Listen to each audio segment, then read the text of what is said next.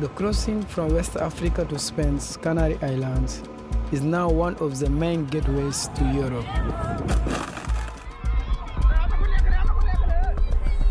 But it's also fast becoming the deadliest migrant journey in the world.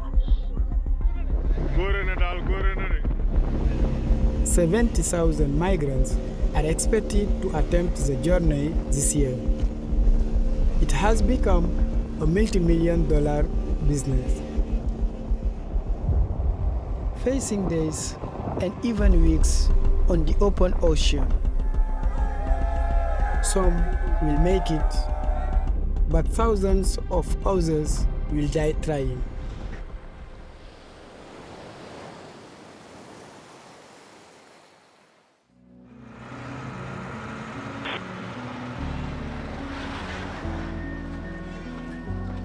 My name is Mouhamed. For 10 years, I worked in the Canary Islands with migrants and refugees arriving from West Africa. But recently, I have returned to my homeland, Senegal, one of the main departure points for migrants to reach Europe. Most migrants depart from Mauritania, Senegal, or even the Gambia. From Senegal, it's more than 1,000 kilometers across the Atlantic Ocean. Around 10 times the distance of other migrants' routes crossing the Mediterranean. More migrants and refugees reached the Canary Islands last year than ever before.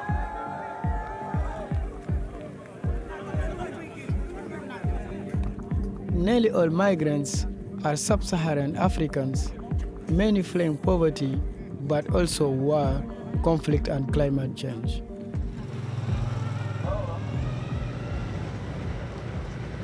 Mouhamed worked as a farmer, but he's been driving a motor taxi for months to make enough money for a passage.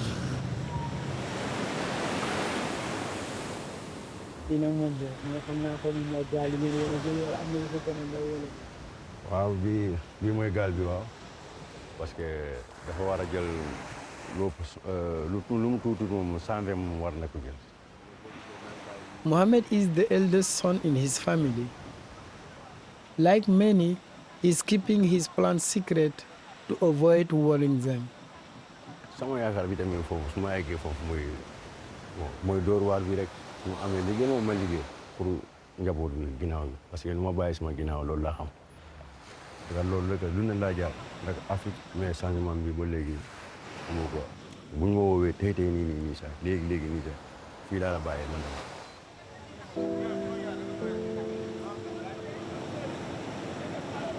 ëllëg bu musiba xewoon. waaw nan nga yaakaar ni say doom dañu dunde ci Sénégal wala nan nga yaakaar ni. risque bi ndox bi moom moo gën a garaaw yow lu ma jàll si ndox bi gën a xamul mën naa dem rab yi réemas yoon bi mën naa dem gaal bi këpp ñëpp dem pour rek si ndox bi moom amul jàppukaay loolu dee rek la waaw mais il faut que jëlee risque koo amul moom ku gars yi kontoon man rek la ñuy seet te aw ma doole.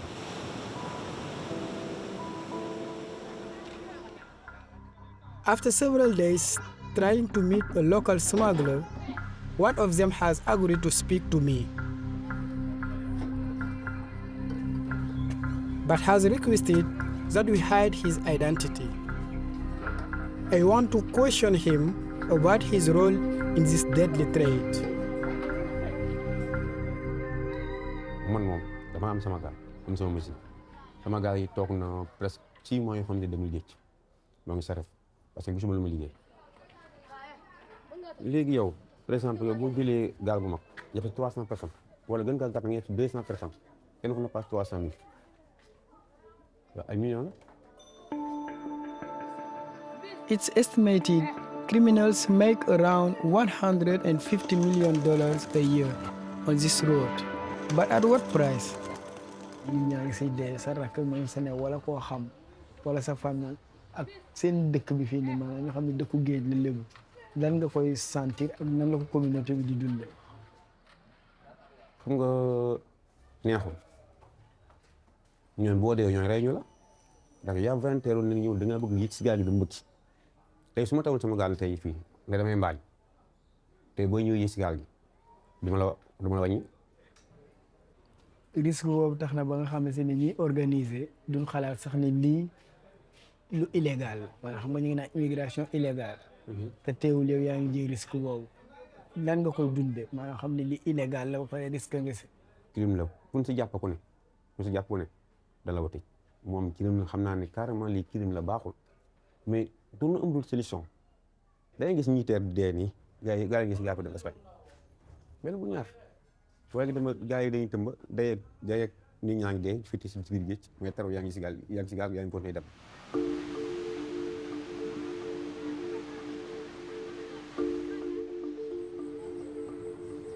The smugglers have given Mouhamed the call he's been waiting on for weeks. Assalamualaikum. Waalaikumsalam. Hey, Mouhamed. Grand. Alors? Naka mo? wala ma instant bi ne maa ngi bokk tak bagage yi sax. déedéet waay maanaam mën na nekk fee guddi wala suba. waaw fii ak suba sax. mais sa xol yow exactement moment bii nga xam ne yow dem nga si des. lan ngay sentir. lu may sentir sama yaram bii moom ndax sama tànk bi ma gis ko mu dugg si biir gaal bi de su fekkee dugg si gaal bi. mais sa xel ak sa xol amul lenn lu la si poussé sax nga xalaat ni man kat naa dellu gannaaw. wala de. non loolu mosuma koo xalaat. In the Canaries, I met many people who had arrived by boat, but this is the first time I am saying goodbye to someone who is taking one. Jambar. waaw. grand. li nga bëgg yaa ko xam. yal na suñu borom mootuli te lépp di jàmm aussi. incha allah amiin merci beaucoup. vraiment kontaan man tamit kontaan naa trop.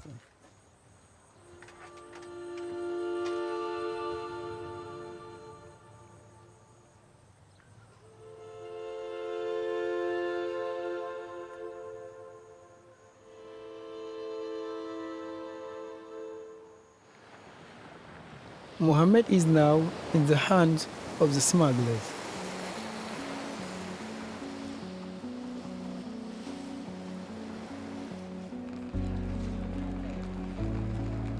It's now been 5 days since Mouhamed left Senegal. If all is going to plan, he should be nearing the Canaries.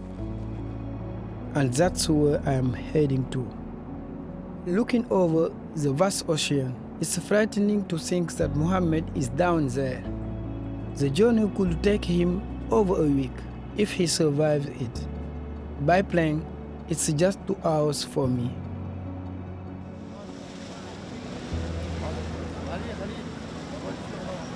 El Hierro is the smallest island of all, but it's also where most of the boats arrive. It's their last chance of hitting land. If they miss it, there's nothing else until the Americas. It's been a week since I last heard from Mouhamed. Here in El Hierro, many of the people who don't survive the journey are buried among the locals.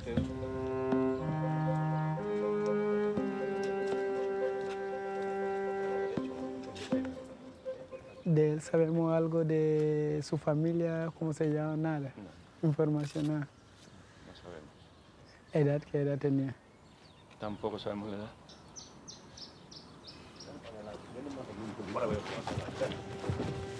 Most documented deaths on this route remain unidentified. In around 80% of the cases, the country of origin is listed as unknown.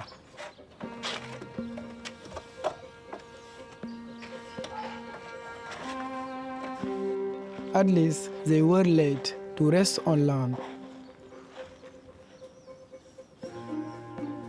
Others never make it out of the ocean.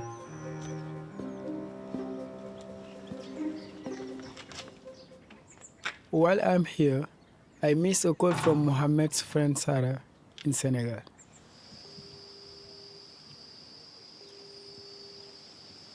Allo? Waa Sarah allo maa lay dégg. Lan kañ la ñëw? Kooku Mouhamed. waaw grand Mouhamed la waaw. Waa mais yow gars yi kañ nga yaa ngi fan yaa ngi Sénégal? bilaay maa ngi Sénégal nii grand léegi laa dem 3 heures du matin. Mouhamed xaaral ma woo la appel kii nga wax ak man appel normal vidéo pour ma gis la. Alhamdulilah nga gis naa la maa ngi jaaxle naan jàmm xew na wala lan moo xew yow expliqué ma lan moo xew ba nga dellu si. bilaay gaal bu baax nga sunu gaal bi dafa baax moteur bi rek moo fawloo amul projet la quoi gaal bi dafa garanti bilaay bu ngan la mais moteur bi rek moo yow bilaay moo ñu yàqal quoi grand bilaay yow instant bi toog mun maa toog bu baax dana toog parce que kanam bii nii ak ginnaaw bi yëpp daa yàqu. mais il faut nga dem hôpital ah. non il faut nga dem hôpital parce que ndox beeg xorom beeg yooyu yëpp il faut ñu xool la. léegi nii laa bëgg a jël sama téléphone. baax na man xam naa la bàyyi nga noppalu man boo toogee pare dinaa la woowaat sax. incha allah.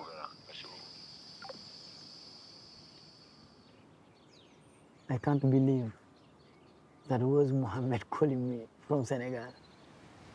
After waiting from Canary Islands, I am happy to know Mouhamed is alive.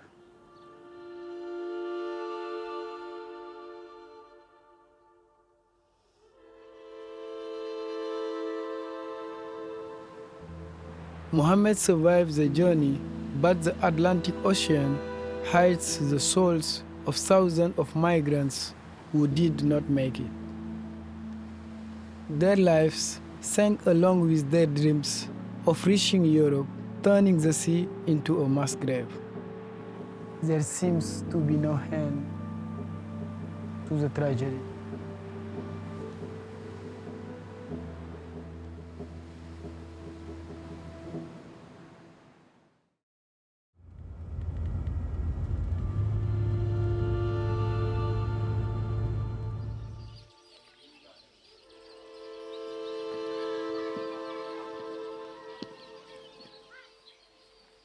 After a year without seeing his family, Mouhamed is back in his village in Tambacounda, far away from the coast.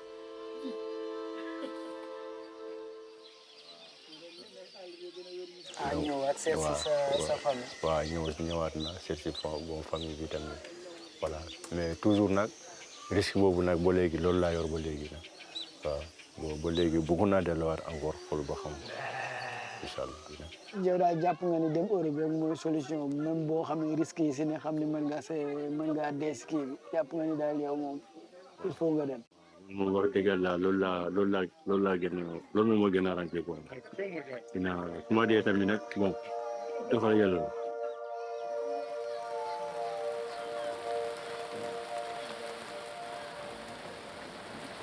If Mouhamed makes it to Europe, the chances are he won't see his family for years. If he dies at sea, he will be lost to them forever. Either way, tragedy awaits them.